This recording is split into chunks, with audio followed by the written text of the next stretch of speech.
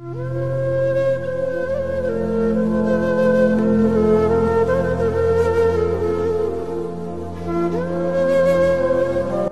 आमिर लियाकत की मौत पर उनके ड्राइवर का बड़ा बयान सामने आ गया। हम तो अपने सिस्टम के लिए आए थे कि पैसे लेके डीजल एक पेट्रोल डालें, दूसरा मैं डॉक्टर साहब को उठाऊं तो हम इस्लामाबाद निकले। मैं फ्रेश हो गया, मैंने कहा एक तो शावर ले लेता हूँ। तो अंदर आए तो साहब पहले बाहर सोफे पे सोए हुए थे। अच्छा। तो फिर अंदर चले गए तो हमें तो नहीं पता था, हम अंदर दरवाजा खुला हुआ था तो मैं, अब्बास भाई और जावेद हम तीनों थे।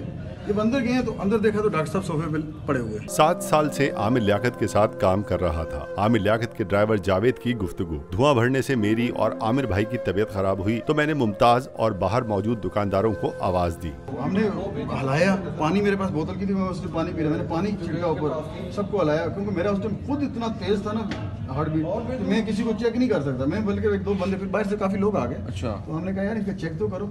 जब उन्होंने चेक किया तो हमें तो यही है महसूस हुआ कि वो एक्सपायर हो गया। डॉक्टर आमिर लियाकत के ड्राइवर ने वाक़े से मुतालिक मजीद बताया कि हम जब वापस आमिर लियाकत के कमरे में उनके पास पहुंचे तो वो जमीन पर गिरे हुए थे। फौरन रेस्क्यू को बुलाया और उन्हें अस्पताल मुंतकिल किया। एम्बुलेंस में आमिर लियाकत के साथ था। फिर भी हमने कहा एम्बुलेंस बुलाते हैं, हॉस्पिटल तो लेके जाएंगे।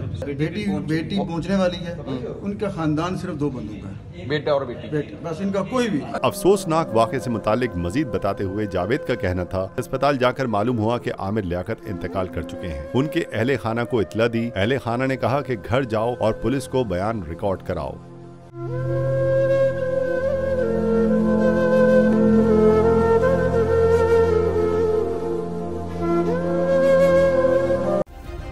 सब्सक्राइब करें और बेल दबाएं ताकि कोई खबर रह न जाए।